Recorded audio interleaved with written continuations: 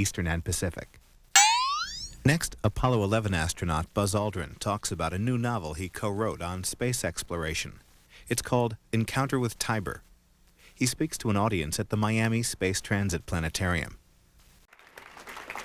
Janice, Jan, can you open the door here? Oh, Bill's over here. And now, without further ado, I would like to introduce you to the star of that wonderful piece, who really needs not much of an introduction at all. I mean, you know, when you're the pilot of the first manned spacecraft to ever put men walking on the moon, you are in the history books for all time. I hope you got this man's autograph. If not, he'll be signing autographs later because his autograph is historic. Without further ado, I would like you to welcome my friend and a wonderful human being, Dr. Buzz.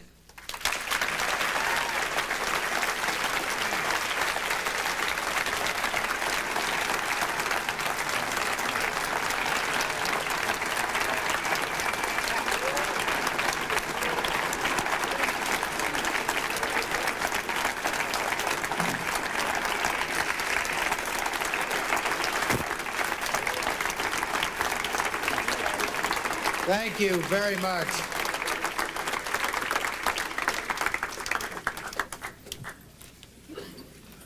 My name is Buzz Lightyear. My name is Buzz Lightyear. Buzz Lightyear.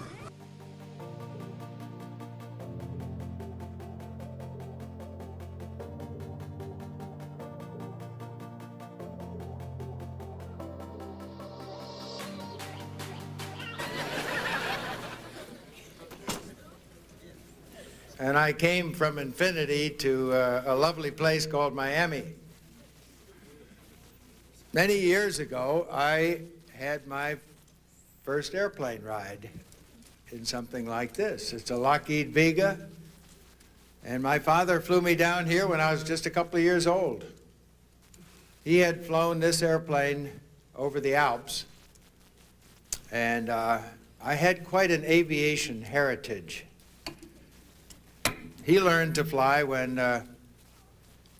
in 1917, and was General Billy Mitchell's aide in the Philippines, where he met my mother.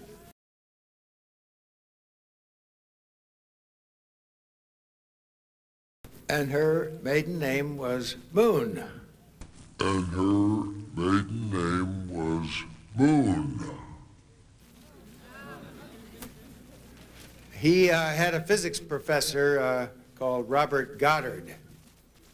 So you see that I had a little bit of heritage in aviation.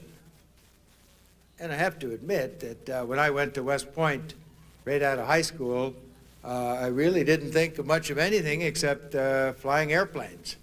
And from West Point, I went in the Air Force and flew in Korea.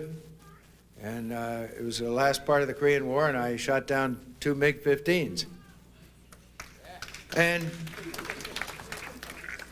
from there, I progressed through some interesting Air Force assignments, and I was over in Germany, and I learned how to scuba dive while I was over there. How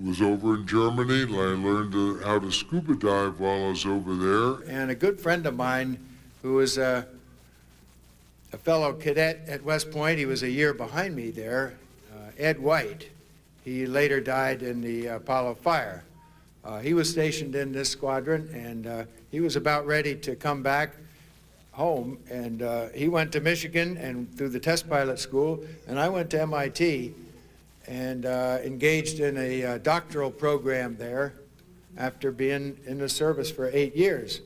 So I applied for the second group of astronauts along with Ed. Now, he'd already been through the test pilot school, so he was qualified, but I really wasn't. I was in academics, but for some wise reason, I had chosen the subject of manned-space rendezvous as my thesis, and this was back in 1960-61.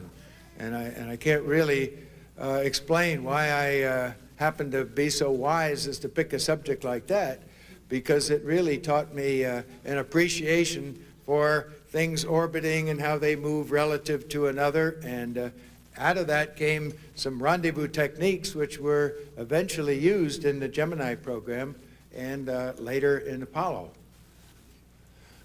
I've been still active in things that go around in orbits, and I'll get to that a little later, but I'm fascinated with how you can play games with things that orbit around and swing by close to things. I got into the astronaut program, and I was hoping to fly on an early rendezvous mission, but that wasn't to be, and I was scheduled to fly on the last mission with Jim Lovell. And up to that point, people had been having a little trouble with spacewalks. They'd been getting overtired and overexerting themselves. So someone asked me if I wanted to think about training underwater. And of course, because I'd been a scuba diver before, I really welcomed the opportunity. So I was the first astronaut to train underwater in a spacesuit in a swimming pool. Underwater in a spacesuit in a swimming pool for spacewalking. And Terry Virts emerging into the void of space for the first time. Welcome to EVA there, Colonel Virts. Thank you, Ken Wilmore. Pretty cool.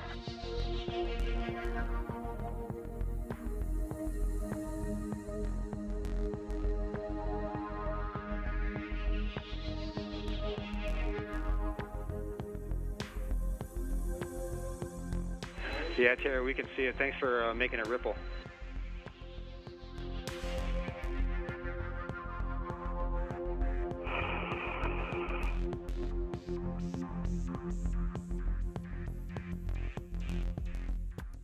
The greatest nation on Earth should not be dependent on any other nation to get into space.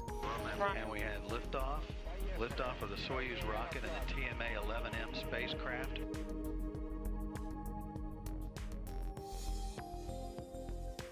The first of the 4 cables securely attached. I worked up a ladder on that one. Perfect. Nice work, Butch. And with that, and of course the culmination of learning more and more about how to have adequate foot restraints, why we were able to do a very successful spacewalk on that mission. It was shortly after that that we had the setback of the Apollo fire. But of course we recovered from that, even though we had some fairly major redesigns of the spacecraft. We were flying or getting ready to fly again within about a year. And of course we were under this commitment to reach the moon before the end of the decade. So it was really very rapid paced. And I need to remind you that the space program really started with Sputnik, and it was based on the Cold War. And the Cold War had developed missiles. So the first things that went into space were not airplanes flying higher and higher, but were missiles. And the first person into space, Yuri Gagarin, was on top of a missile. Alan Shepard was on a Redstone, and all the Mercury people were on Atlas missiles. Jim Lovell and I flew in our Gemini mission on a Titan. And of course, we had made this commitment to get to the moon in a hurry. And of course, we had made this commitment to get to the moon in a hurry. So we weren't going to build spacecraft that had wings on them so that they could come back. So we inherited a throwaway system, rockets that staged for efficiency, but nothing was recovered. And we're still trying to kind of recover from that. I'm not sure really what I can tell you in the brief time we had about the Apollo mission. En route to the moon, well, let's see, before I remember going up, getting in the spacecraft on that day on the 16th of July. And because the other 2 guys, Neil Armstrong and Mike Collins, were going to be on the left and on the right, and I was going to be in the center, I was down below while they were getting put in and connected up. And I was all by myself, kind of walking around halfway up or 2/3 of the way up that rocket, and I could look out and see the sunrise and see the frost coming off the side of the rocket and look over at Florida and just see the evidence. I couldn't see people, really. They were too far away. But I could see the evidence of just millions of people. And they were witnessing this event. And that certainly makes a person humble. And then, of course, we launched. And I tell you, contrary to what you see in the movies and television, our launch was very smooth. We really couldn't actually sense the precise moment of liftoff. It was so smooth. And we could just sense that we were being guided a little bit, and the forces build up a little bit, and you get to staging, and then, of course, that engine cuts off, and you tend to drift forward a little bit. The rocket was just a wonderful ride. Because of the importance of our mission, we didn't have a lot of experiments to do, so once we had separated and connected with the lunar module, while we were en route to the moon, we didn't have too many experiments to do, and so we could sort of look out the window and see the Earth getting smaller, and we were sort of rotating slowly so that it evened out the heat on the side of the spacecraft. So as it rotated around, we'd sort of look out the window, and the moon would drift by, and then the Earth would drift by, and then the sun would come shafting in the window. And of course, when you're in space and the sun is out or shining on anything, you're on the day side of the orbit. The sky is black as could be, but it's sort of a velvet black because of all the glare of the light. And you can't see any stars at all. And people were very surprised at that. And I guess they still are until you get up there and see that when it's bright, your eye pupils just close down. You can't see any, but it's a very dark black, but it has sort of a glow to it because of all the light that's around. As we approached the moon, the sun went behind it, and of course the moon was now quite large. And as soon as it became eclipsed, there was this glow, and I'm not sure who the first of us was that saw that, but it was just amazing to kind of look out and see this sphere out here, lit from behind, and just like hanging in 3 dimensions, but we knew we couldn't see 3 dimensions, and it was a remarkable sight.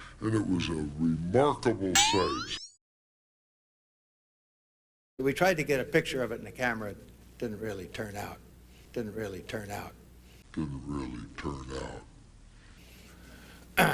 Okay, and what we wanted to do is to create a problem with these people, and I came up with the name Tiberians, and then I wanted to locate where they were in Alpha Centauri, and I think maybe it's about time for Jack Horkheimer's Star Hustler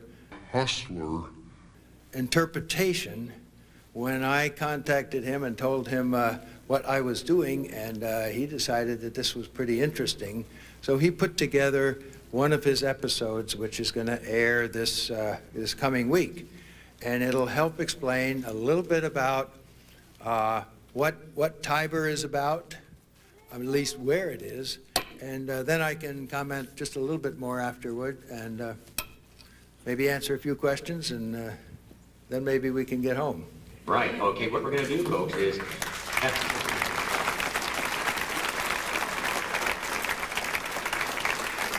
this episode of Star Hustler is airing all this week. It starts its first airing today sometime. It's on over 220 PBS stations, but we are now carried by the United States Information Agency on 4 major satellites all over the world. So this was the first show, Buzz, that we really wrote for the people down under in Australia, where Buzz will be going on a lecture tour in just a few weeks. And so in this particular show, we talked about the Southern Cross, which we call the Southern Cross here, and right to the side of it, 2 bright stars called Alpha and Beta Centauri. What you're going to see is based on science fiction. And if you happen to tune into PBS Channel 2 anytime this week, late at night when you can catch me, or sometimes in the daytime. This is the episode you'll see all week long. I became so stimulated by Buzz's conversation on the phone, I said, you know, we really got to do a science background piece that includes naked eye astronomy. So, if you will, we'll roll the tape now for this week's episode. It's a very brief one of Star Hustler. Then we'll get right back to Dr. Buzz.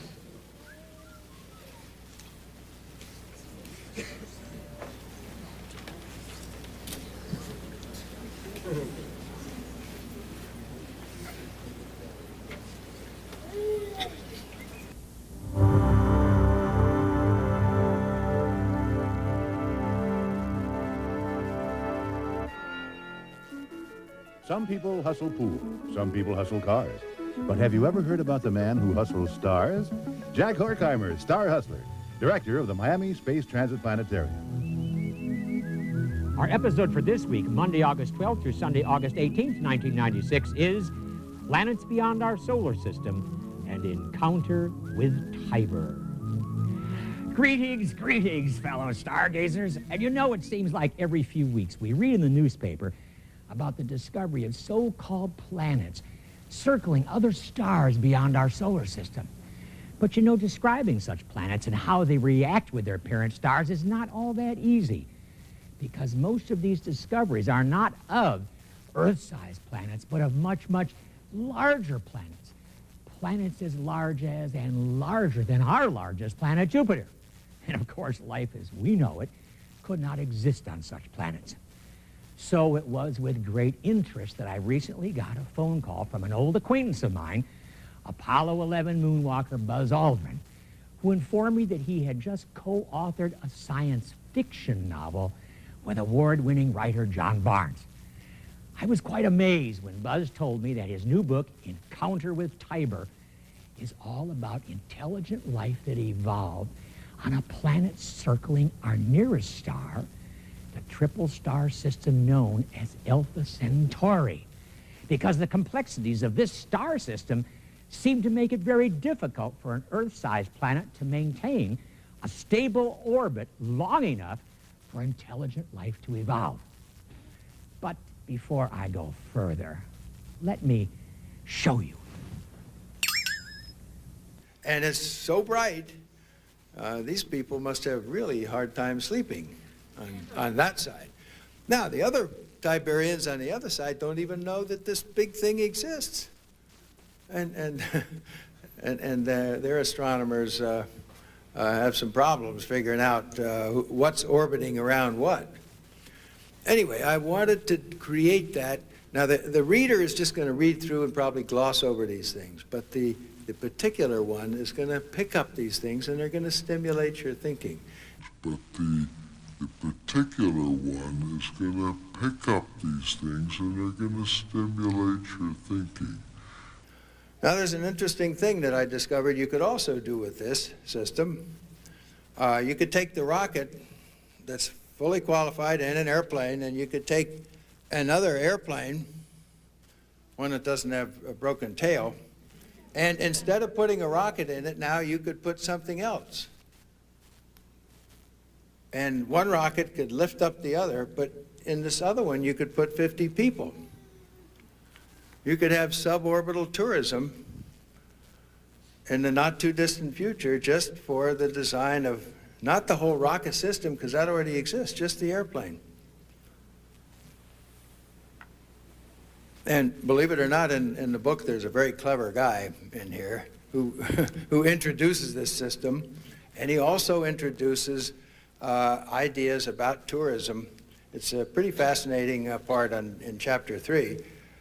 And he knows that the way that we're going to get a space program going is through using more and more rockets over and over again. And tourism in space is the way that he sees that this is going to happen. Not just for the affluent who can afford a $50,000, $100,000 once-in-a-lifetime experience. We know that there are enough people who will do that. But he also knows, because I told him,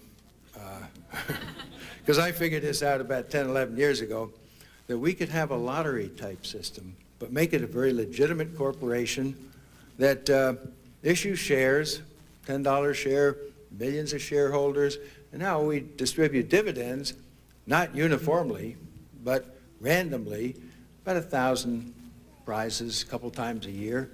And you might get an autographed picture from an astronaut, get to go to space camp, go to see a shuttle launch, practice spacewalking underwater, fly in an airplane and experience weightlessness, fly in a rocket and do a suborbital flight, or fly into orbit to a hotel.